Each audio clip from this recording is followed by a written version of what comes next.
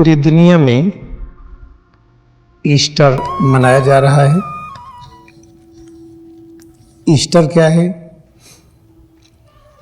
इसी को कहते हैं परमात्मा में भक्ति, इसी को कहते हैं क्रिया योग का अभ्यास, इसी को कहते हैं स्वर्ग की यात्रा। चैतन्य अवस्था में सशरीर अलग अलग नामों से इसी को जाना जाता है। कहते हैं राम की लीला, राम रावण युद्ध और रावण प्रवृत्ति का राम में रूपांतरण, महाभारत कौरव प्रवृत्ति का पांडव में रूपांतरण, फिर पांडव की प्रवृत्ति का कृष्ण में रूपांतरण, जिसे महाभारत कहते हैं। जितने तरह की पूजा पद्धतियाँ, आध्यात्मिक सेलिब्रेशन है, पूजा पद्धति है, सबका एक ही भाव है। समझने में गलती होने के कारण हम उसको अलग अलग मानते हैं। तो ईस्टर का मतलब क्या है, हम आपको बताने जा रहे हैं, और यही क्रिया योग अभ्यास भी है। ईस्टर कहते हैं ऐसा व्यक्ति जो ईस्ट की यात्रा में संलग्न हो गया हो, जिसकी यात्रा पूर्व दिशा में हो गई हो, जो पूर्वाभिमुख हो और निरंतर उस तरफ जाए और पीछे लौटे न, उसको ईस्टर कहते हैं। कहा जाता है कि सारा ज्ञान पूरब से आता है, और पूरब है क्या? अपने स्वरूप के अंदर पूरब और पश्चिम है। सिर और रीढ़ में एकाग्रता बढ़ाएं, इसी को पूरब दिशा कहते हैं, जिसे नाभि केंद्र कहते हैं, मेडुला कहते हैं, परमात्मा का मुख कहते हैं। यहाँ पर ज्ञान प्रकट होता है, दृश्य रूप में प्रकट हो जाता है, फिर वही ज्ञान जीवन तरंग के रूप में नीचे की तरफ आता है, और जगह जगह पर ये ज्ञान इकट्ठा होता है, और यहाँ से ये बंटता है। बंटने की क्रिया इस तरह से होती बाहर की तरफ। इसको कहते हैं पश्चिम की यात्रा। और जब हम क्रिया योग ध्यान करते हैं तो जो शक्ति बाहर की ओर ये जा रही है, तो लौट करके अंदर की ओर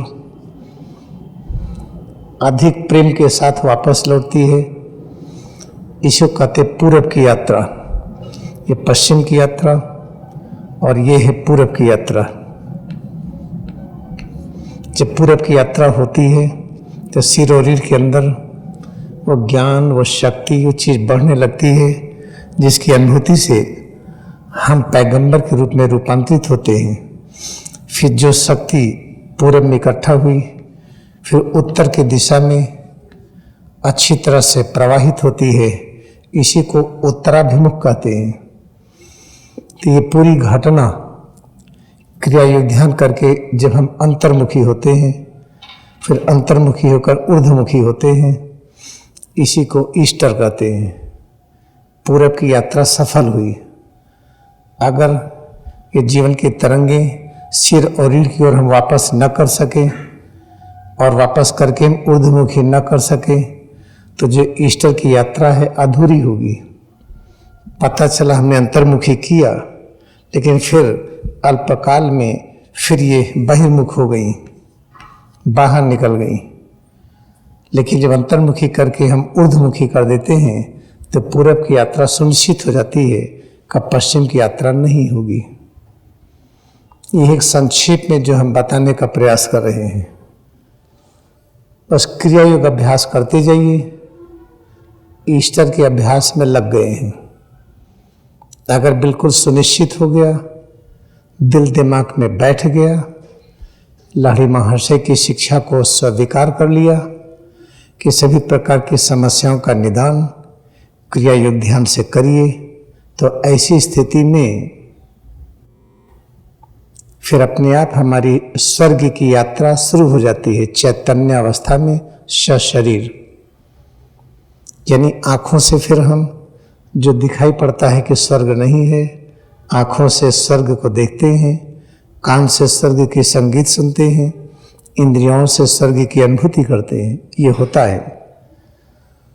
और जब हम इसी में जब पश्चिम की यात्रा होती है तो कहा जाता है अपने अंदर कौरों की प्रवृत्ति शक्तिशाली हो रही है। जब पूर्वाभिमुख यात्रा होती है, शरीर के अंदर के क्षेत्र को पूरब का क्षेत्र कहते हैं, तो इसे कहते हैं कि अब कौरों की शक्ति पांडवों की शक्ति में रूपांतरित हो रही है। और इसके बाद जब यह जीवन तरंगे ऊपर की तरफ उठती है, फिर पांडवों की शक्ति का रूपांतरण कृष्ण की शक्ति में होती है। इसी को महाभारत कहते हैं। ठीक वैसे ही जब शक्ति बाहर की ओर जाती है, बहिर्मुख होती है, तो अपने अंदर रावण प्रवृत्ति प्रकट होती है। और रावण प्रवृत्ति क्या है? हम किसी को न माने, केवल हम ठीक है, हमारे अंदर शक्ति है, ब्रह्मा विष्णु शिव के अंदर है, परब्रह्म के अंदर है, बाकी को माने ही न। और राम प्रवृत्ति क्या है? एक अहम बहुश्याम, एक ही परब्रह्म सब रूपों में प्रकाशित हो रहे हैं। जब बहिर्मुख यात्रा होती है, पश्चिम की ओर होती है, तो रावण प्रवृत्ति का विकास होता है। जब क्रिया योग ध्यान करते हैं, पश्चिम की यात्रा से जब हम पूरब की ओर होते हैं और फिर दक्षिण से उत्तर की ओर होते हैं, ये है दक्षिण की दिशा, और ऊपर की तरफ की दिशा को उत्तर की दिशा कहते हैं। ये है उत्तर की दिशा। ऐसी स्थिति में फिर जो देवताओं की शक्ति है, ये राम की शक्ति में रूपांतरित होती है। तो रावण की शक्ति का राम में रूपांतरण, यही राम रावण युद्ध कहा जाता है। यही है कौरवों की शक्ति का पांडवों में रूपांतरण, पांडवों की शक्ति का कृष्ण में रूपांतरण, यही महाभारत कहा गया है। और यही ईस्टर कहा जाता है। जब ईसा मसीह का सिखाया हुआ ध्यान करते हैं कि I am God or one, हमारे परमात्मा के बीच दूरी शून्य है, तो वही है क्रिया योग ध्यान। जब वे करते हैं तो हमारी यात्रा पूर्वाभिमुख होती है, ईष्ट की तरफ होती है। ईष्ट की तरफ यात्रा सुनिश्चित हो जाए, इसलिए अभ्यास करते जाइए, तो ये शक्ति ऊर्ध्वमुखी हो जाती है दक्षिण से उत्तर की दिशा में। फिर ईस्टर की यात्रा सुनिश्चित हो गई, अब पश्चिमाभिमुख नहीं होगी। ये सब चीजें अभ्यास करने से होता है। इसको सुनते जाइए, सुनने से होता नहीं है। बस और मन लगा करके क्रिया योग का अभ्यास करिए।